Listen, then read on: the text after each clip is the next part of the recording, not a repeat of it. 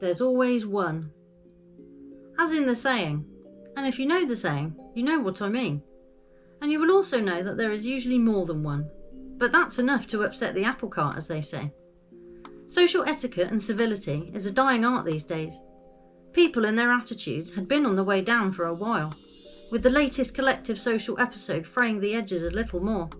My previous piece, Where Did Courtesy Go?, looked at the issue, and now we have had another 4 years on top, so thought I would revisit it.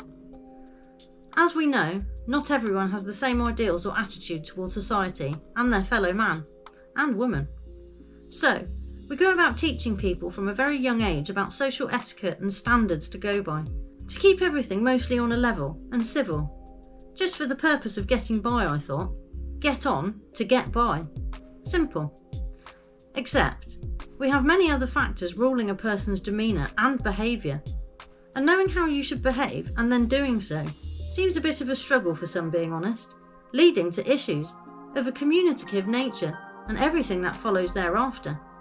Because if you can't communicate properly, or said communication is not understood, then there is a problem. As well as if the receiver of that information lacks the capacity to understand what is required of them, or how to fulfil the implied request of being a normal person within the interaction. It is strange to think that you can have two people who can speak the same language and appear mostly the same, but don't have a clue what the other is saying. The quote by Alan Greenspan comes to mind here again. I know you think you understand what you thought I said, but I'm not sure you realise that what you heard is not what I meant. But there are people who know full well what is being said, and know very well what they are doing. Unawareness is one thing, but actively being a nuisance or causing a disturbance to others is downright rude, and some thrive on it, because it gains them attention which they crave, but lack the ability to achieve it in a positive way, so they follow the negative scenario to get what they want. It would take effort, experience, knowledge and understanding to react differently, or in a more positive manner, so it is often bypassed altogether. People can be lazy mentally as well as physically, that has been well proven.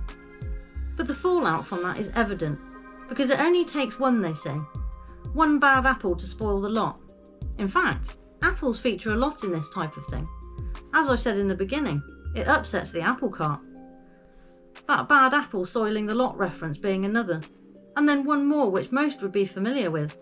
The apple doesn't fall far from the tree. They're to mean that if a parent is dysfunctional and the child turns out to be as well, then it's not hard to see why.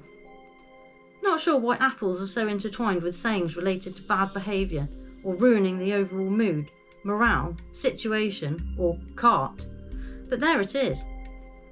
And what of the ones who go out of their way to piss people off or just ruin it because they don't care? Well, they used to get their comeuppance a bit more perhaps, by way of peer pressure or eventually being ousted as a disruptor, often ending up being an outcast because people's tolerance will only go so far, and they end up having to distance themselves if they don't want to deal with the fact that they are the problem. Instead, finding it easier to come up with many excuses as to why they are the victim, or not the one at fault, and moving on to new people to be part of their play. Probably crossing over into narcissism at some level, but whether they are really that complex remains to be seen.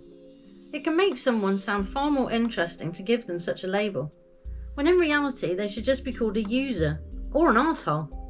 And yes, there could be extra time taken to look at the condition of being one and give it a fancy name, but no need sometimes for people such as that. Once you identify one such as that, it's best to give them a wide berth, as mostly you won't even feature in their reality as anything but useful, as an audience, or as expendable depending on their requirement at the time. Unfortunately, if you work with people in that category, then it's hard to sidestep them, so you can only do what you can do.